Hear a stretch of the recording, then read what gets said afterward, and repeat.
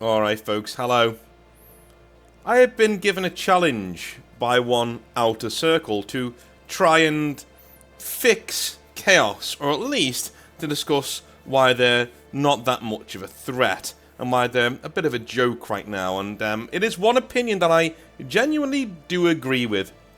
I think chaos have been underutilized and underused for a while now. In a few words, I think people, Games Workshop included, kind of take them for granted.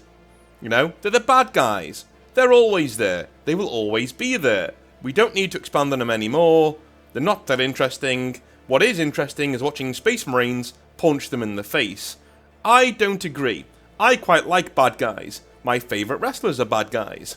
I like bad dudes who do bad things, but you know, you can sort of see where they're coming from. Those are the greatest, most interesting types of villains and characters in my opinion. Yeah, they do evil things, but they think they're doing good. They think they're doing right, at least to the people who they care about, right? I'm killing these people because I'm protecting my family. I'm slaughtering this village because it has the plague and I'm trying to stop it from spreading. Yeah, those are the kind of people that I get, that I like. And I think Chaos is utterly devoid of those kinds of people.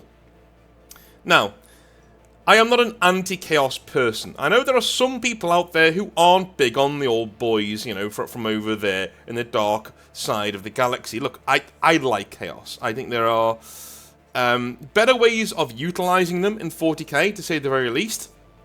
But in terms of a tragic downfall and how we get to the stage where we have Chaos Space Marines and things, I think 40k does a relatively good job of explaining where these guys come from. The thing is, though, with 40k, we kind of need to decide how much we're going to lean into sense. Why? Well, do we really need Chaos to be this massive, overarching, understandable villain with lots of complex desires and motivations? Or do we just need a Saturday morning cartoon for our Space Marines to shoot at, and for our friends who are a bit more edgy to roleplay as when they're doing their video games or tabletop war games, whatever it is that they're doing, right? You see what I mean here? How complex do we want to make Chaos? For the sake of this argument, I'm going to rate Chaos in a way that is, well, more interesting to general fiction, right? Chaos, in my opinion, should be good enough to stand on their own. They should have entire book series dedicated to them, which is why I like the Aaron Dembski-Bowden series, things like that, with the Black Legion and the Night Lords. But we should have more of that stuff, right? I'm going to give Chaos more of an actual solid foundation in 40k that it does have right now. But what are the main drawbacks of Games Workshop's current treatment of Chaos and Chaos Space Marines? Well, the first one is quite obvious, and I know you will all say duh at me, but, you know, number one, Chaos can never really win, okay? They may be able to win a campaign, they may be able to even win a battle, or a series of battles, you never know. But they're never going to actually win, you know? They're never going to get to Terra. That is one thing that isn't going to happen. We're not going to see a Chaos Legion on its way to Terra to tear the Emperor a new one, to cast him down from his throne. We're never going to see the Imperium actually crumble. The closest we got to that, I think, was the Fall of Cadia. Now, a lot of my Chaos-leaning friends didn't like the Fall of Cadia. I know. Shock horror. But when I asked most of them, do you know what they say to me? They think that's all they're going to get. Literally. At the time, I didn't get it. A lot of my Chaos friends were like, dude, this sucks. And I was like, why? You're winning for the first time ever. You're winning something. And it was always, no, North, we're not winning, right? We got Cadia, this one world, and we got the Great Rift. Okay, cool. We didn't do anything, though. Right? We went to Ultramar and woke Gilliman up by accident, right? By forcing them into desperate action to try and wake him up. And now here we are, right? That's what they got. All Chaos fans got for destroying Cadia was stronger Ultramarines. That's pretty much it, right? And also, I think people tend to underestimate how much Abaddon the Despoiler isn't liked. by his own faction, by his own fans, right? Chaos people in general that I've come across do not like Abaddon the Spoiler. They think he's kind of cringe, they think he's kind of boring, and they're kind of sick of him, right? In the same way, imagine Space Marine players who are sick of Gilliman, right? Imagine those players are actually edgy and more salty. You know, they're Chaos players, right? Yeah, that's how they treat Abaddon by and large, as a whole, right? He's not really well liked. I'm not saying you don't like him. All I'm saying is the ones I come across, Chaos players that I come across, tend to not like Abaddon that much. So not only have Games Workshop given you a token win in Cadia, but they've also given it to Abaddon the Spoiler, who a lot of Chaos fans were already pretty sick of, right? The one win you got ended up bringing Rabute Gilliman back and making the Imperium kind of stronger, because now he's back, right? It gave us the Imperium Nihilus and the Great Rift, but these are themes that have not been explored since. So people don't come at me, please, saying, hey, Cadia wasn't a small thing. Yes, it was. So much of a small thing, Cadia's back now. So, yeah, retcon. You know, get that out of there. The planet isn't back before anybody jumps down my throat. I know, right? It's a shard of Cadia, but it's still there. Right? So even that little win, even that we finally got Cadia, you know, we destroyed Cadia, even that little thing has been tainted and taken away, right? You're not allowed to win things as a Chaos Space Marine fan, or even a Chaos fan, alright? Okay. Number 2, and I'm not saying you shouldn't be allowed to win things, you should, but anyway. Number 2, the motivations for even joining Chaos are either poorly explained, or not explored at all, right? So, here's the thing, it is why my main bugbear with Chaos is that they tend to be, how do I put this? They tend to be disgusting to look at.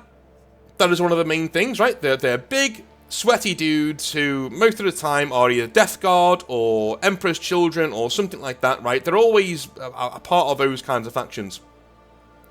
My main thing is, so what is the motivation for joining Chaos? What is the motivation for being this guy? Can somebody please tell me what my motivation would be for being this guy? Now, a lot of people will say, well, that's the whole point, North. They're tragic, right? Some of them are forced to become this. I agree, some of them are. But most of them aren't. Most of them choose to become this. Why? Why? Why? Just why? Like, why would you openly say, oh, yeah, this is good. I want a bone arm. Yeah, that sounds good, right? I want constant pain and torture in my body. Yeah, that'd be awesome, right? But you're immortal now. Yeah, but I was a Space Marine anyway. I was kind of immortal anyway, so, you know, what does it matter? I have never understood the overarching need to fall to Chaos, right? I've never understood it. I've always thought it's a bit like, you know, hey, Hans, are we the baddies? It's kind of one of those. Do you know what I'm saying? Like, two Space Marines standing there in really cool armor, thinking, hey, you know what would be really good? Let's turn to Chaos, right? We want more power. More power, more prestige, you know? Huron Blackheart, right? More power, more prestige, let's all turn to Chaos. Thing is, most of his dudes are now warped beyond recognition, right? In terms of the power that he's got, okay, yeah, he's got some power, but it's not anywhere near what he could have had if he was staying in the Imperium, right? He left the Imperium because of tax reasons, which was very funny and very on brand, but at the same time, kind of silly. You see what I mean? I don't get the motivation for casting in your lot with Chaos. At least not when we're looking at most Chaos factions, when we're looking at Death Guard. What kind of a motivation do you have for joining the Death Guard? You're going to be this massive, sweaty, smelly dude who's in constant pain, you know, and is spreading vileness and disease all over the place. Who signs up for that? There will be some mentally ill people out there who obviously do, but who in their right mind signs up for that? The Emperor's Children. Absolutely debauched, absolutely insane, absolutely beyond the pale, you know. Again, in pain and pleasure most of the time, to the point that it just overrides their consciousness. Who signs up for that in their right mind? Okay? Don't get me wrong. I am sure Emperor's Children, Death Guard, those forces, the original forces, yes, they should be around. because the stories that they got for their turn in the Horus Heresy actually weren't that bad, in my opinion. You know, we had the Emperor's Children falling to chaos. You had, you know, obviously the Death Guard being lost in the warp, falling to chaos. It's pretty good. It's not bad. It could have been a lot worse. What I will say is, if you're a new Marine joining the Death Guard, which does happen a lot, it's how they replenish their numbers, or you're a new Marine during the Emperor's Children, or the Worship of Slanesh, or the Worship of Khorne, why? Why would you? All Chaos tells us all the time, right? At some point, you need to make the choice. It's the one part of Chaos lore that I love. I love this kind of thing when it comes to bad guys. Human nature. At some point, you don't get to sign away and say, hey, I wasn't aware of this, so I'm just going to like plead ignorance and just be a part of Chaos. No. At some point, you know what you're getting into, and you accept the fact that you want to fall to Chaos, and so you do. That I like, right? It's the same thing with the Apostles in Berserk. They become so powerful because they sacrifice what makes them human, and they become demonic, right? They become demons, essentially. I like that. That's cool. It shows like a depth of character there. It's pretty awesome. It's the one part of Chaos I really would never want to change. You know, that more human side to them. At some point, every single one of these dudes chose to worship Chaos. They chose to give in. Whether that be for power, whether it be for prestige, or whether it be out of desperation, doesn't matter. They chose to do it, right? Now, aside from that, I like the fact that they're choosing to do it, but what I don't get is their motivations. Okay? What do you get as a Chaos Space Marine? What do you get? You get an immortality. Dude, you're a Space Marine. You're going to live for thousands of years. By the time you've lived that long, you're probably too bored to actually live anymore anyway, right? So that doesn't really count, right? Who cares, right? You're especially if you're a Death Guard, you're immortal. Right, I'm going to smell like this for eternity? Alrighty, you know? So what do you get? You get more power. You're a Space Marine. You know, if you're a normal human, I can understand you being duped by the gods. You know, you're actually being, you know, your mind is overwarped and your sense of reality isn't there anymore. I get that. But as a Space Marine, like, what are you getting? You're not getting that much of a jump in power. We see Loyalist Marines cutting through traitors like they're butter all the time. And vice versa, by the way. But my point is, you're not made that much more powerful than a normal Space Marine, if at all. You just smell a bit more now, you know? I've never understood the actual motivation for falling to Chaos. I like the fact that people do, and I like the fact that Games Workshop always lean into the fact of you make the choice to fall to Chaos. Chaos doesn't just arrest you, right? You've got to make that choice yourself. I like that, right? But on the flip side, I don't get why you'd make that choice. Number 3, Chaos by its nature leads to punchbag villains. Demons can't really die in 40k. Well, they can. You can give them a true death with like an anathema or whatever, right? You can do something like that. But Chaos never really dies. Especially a demon, right? Demon Primarchs, Demon Princes, the big bads of the setting never really go away. Even the not big bads of the setting, you know, your Huron Blackhearts, even if somebody killed them, quote unquote, they'll probably just reattach their heads and just go on about their business because, you know, they're Chaos. The Dark Gods are holding their bodies together through spite. But that also leads to other factions taking advantage of you. Because now, you can't die. So you can lose. Marnius Calgar can only really lose once. And he's dead. Right? He can take wounds, sure. Right?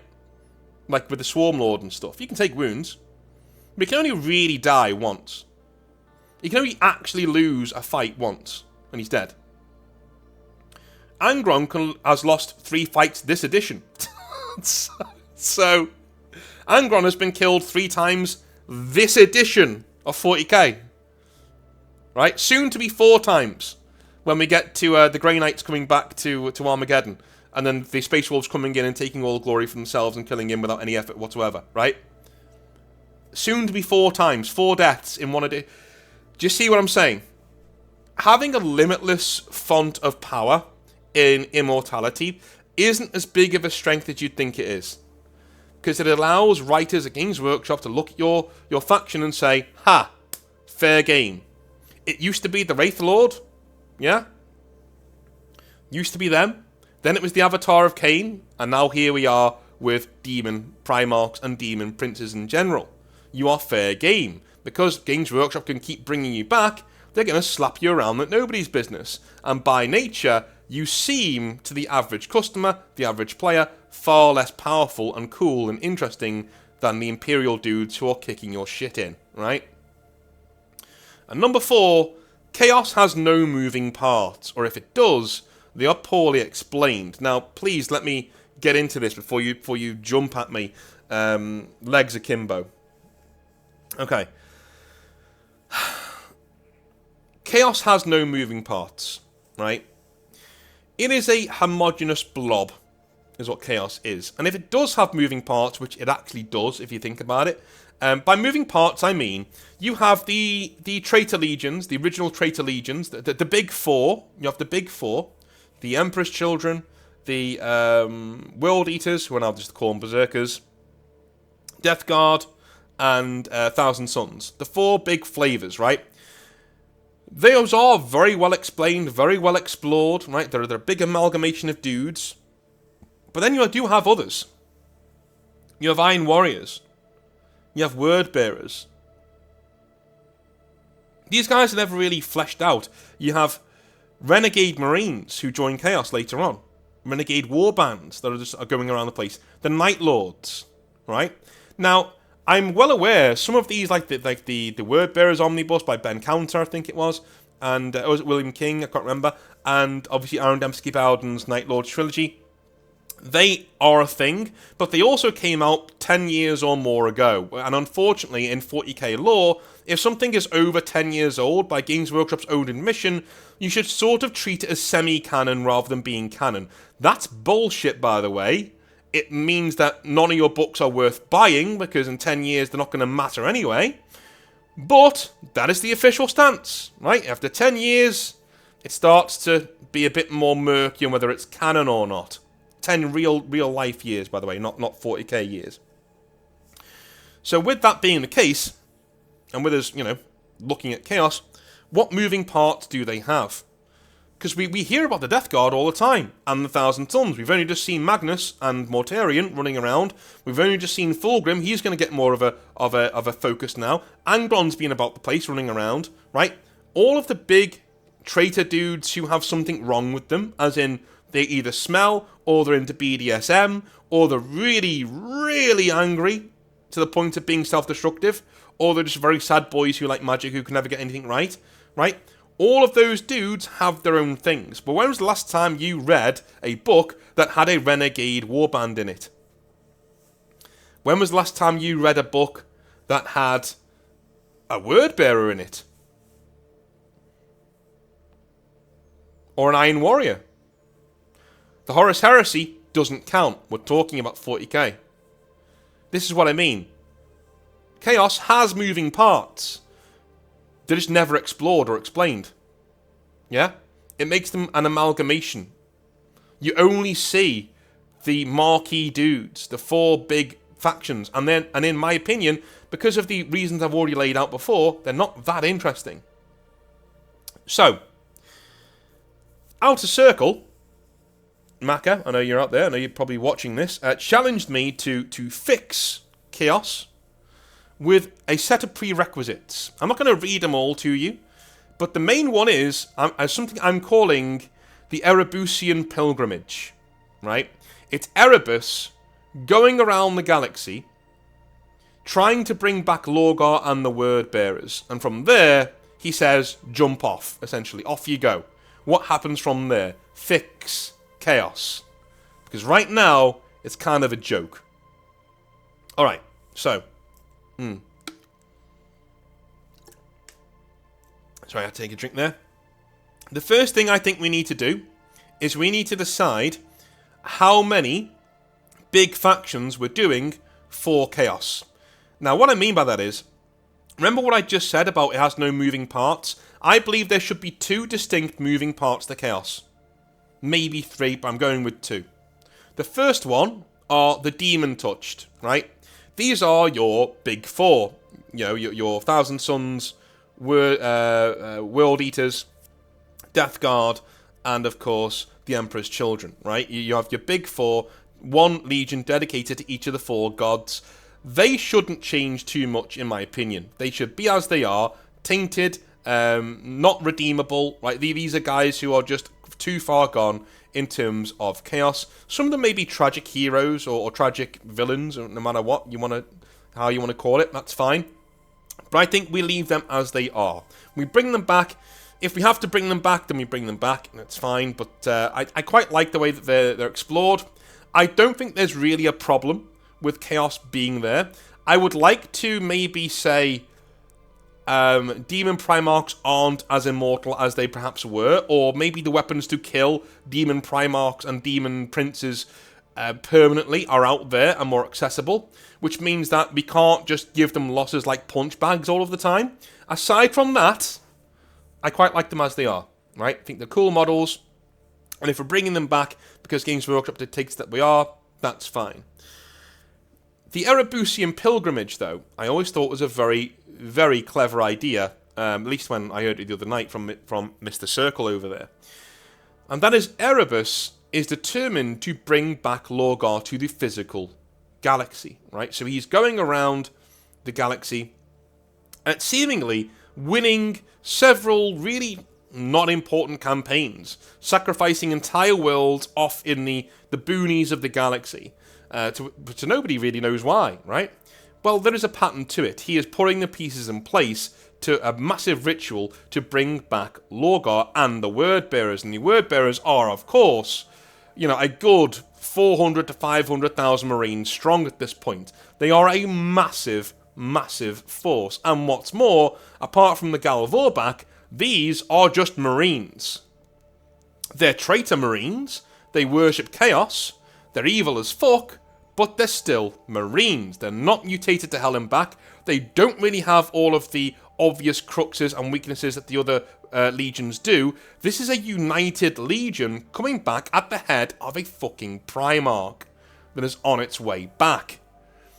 Alright? You can always say, with the other Chaos Legions, that they're somewhat decimated in one way or the other, because their Primarchs don't care about them. Okay? How much does Fulgrim really care about the Emperor's children? Demon Fulgrim, I mean. He doesn't, right? I think we can all go on that. Yeah, he doesn't, right? Angron, don't even get me started. Magnus, again, don't even get me started, right? This is... Mortarion, maybe, but even then...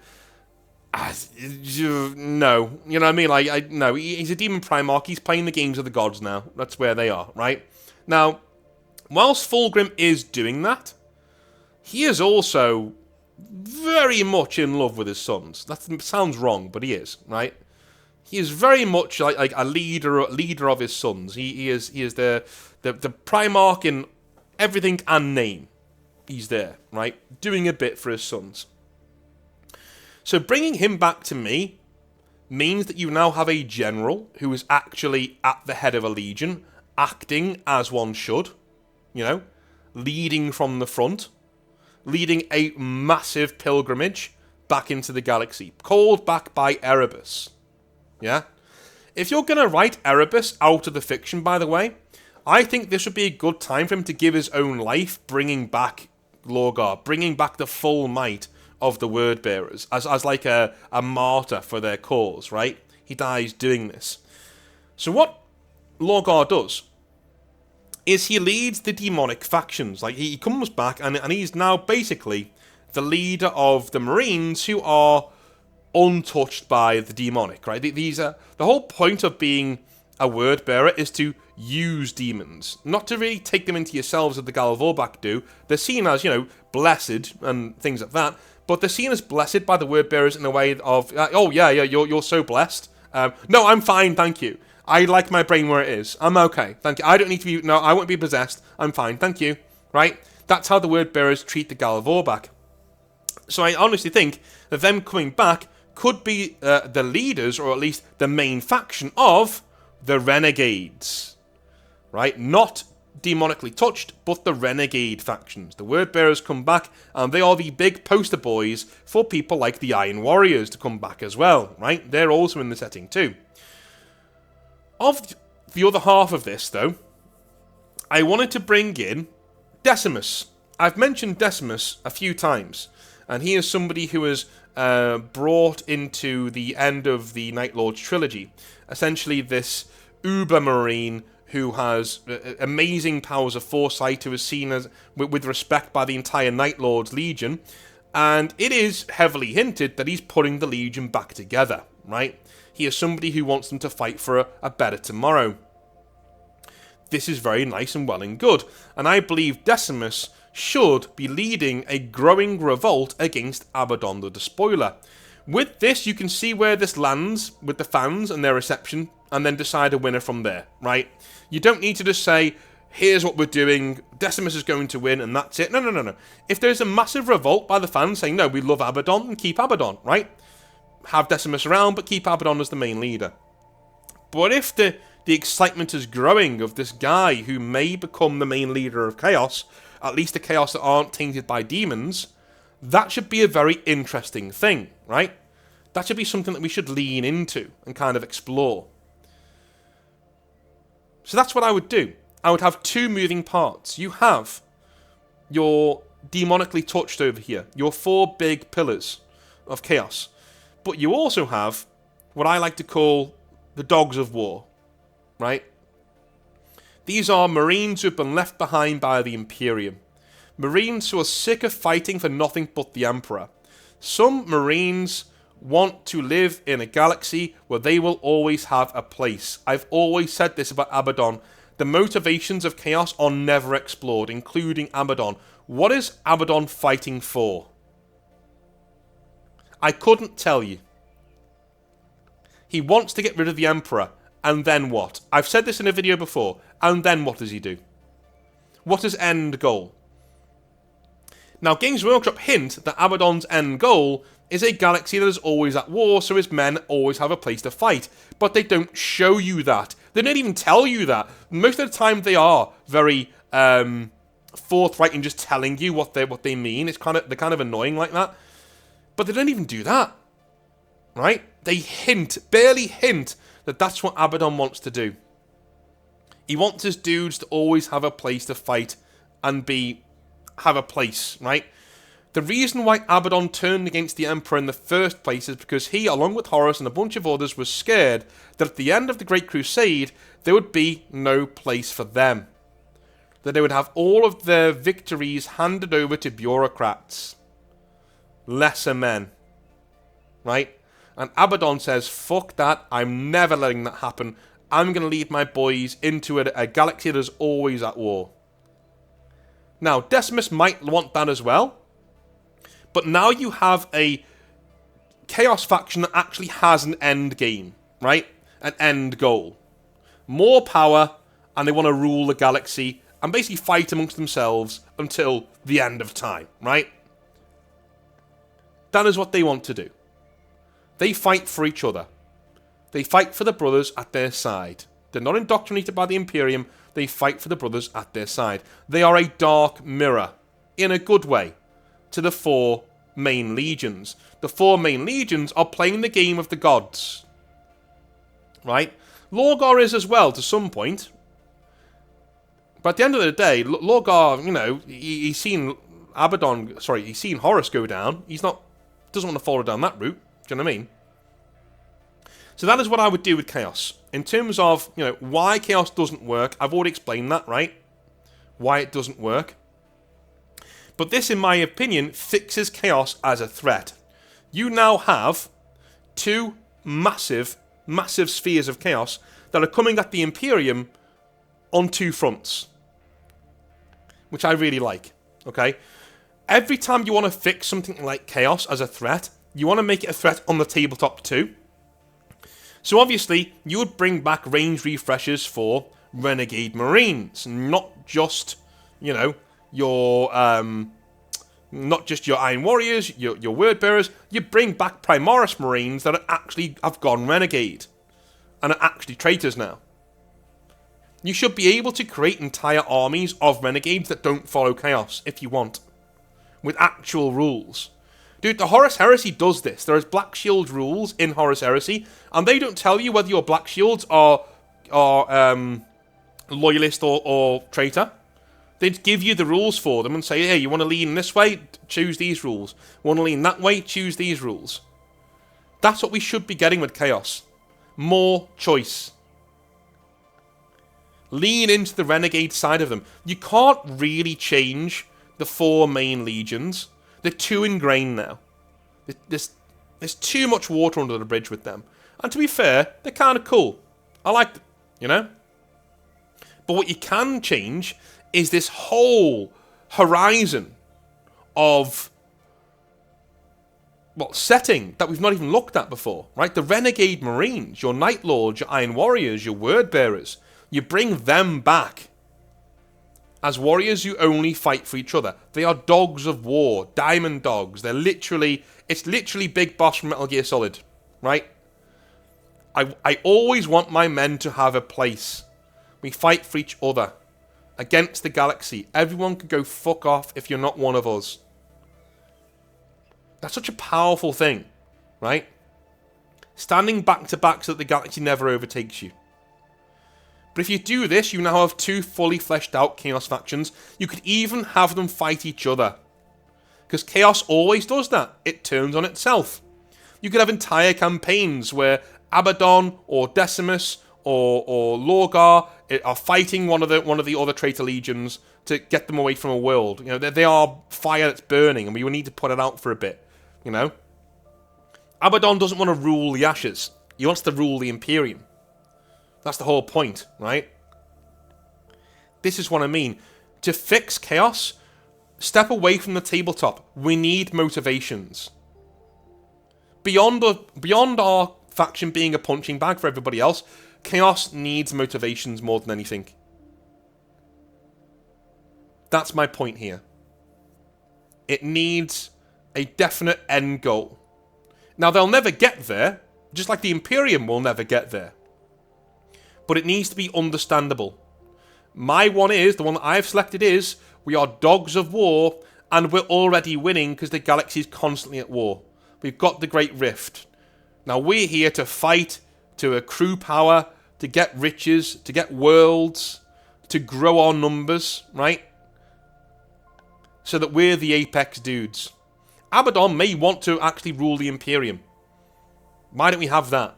Abaddon wants to rule, he wants to succeed where Horus failed. And lead an Imperium that is always at war. Maybe Abaddon wants to push beyond the galaxy one day. I want to go beyond the Milky Way. Kind of like Mr. House in New Vegas, right? Give me 10 years, I'll have us in orbit. And I'll have us going to different moons and worlds and things. That's so beyond the people in Fallout that it's like you may as well be talking in God speak. But maybe Abaddon says that. He says, hey, the Tyranids came from somewhere. There's more worlds out there. I want to go find them. I want to take the Imperium. Once I've done that, we're going to somewhere else. And we'll conquer that as well. What a cool endgame. Abaddon's endgame is constant conquest. Into the stars. Ad infinitum. Right? How brilliant would that be? Instead, we've got this mustache-twirling guy who keeps getting slapped around by women and old men. Just saying. They're not that much of a threat right now. I think rebuilding them this way will make them much more of a threat. What do you guys think? Have I finally lost my marbles? Are Chaos pretty cool, just as they are, in your opinion? Let me know in the comment section down below. I love you a long time. I will speak to you tomorrow for some more Hobby Nightmares, and on Thursday for some more 40k Rantage. Alright, see you soon. Have a good one. Bye now.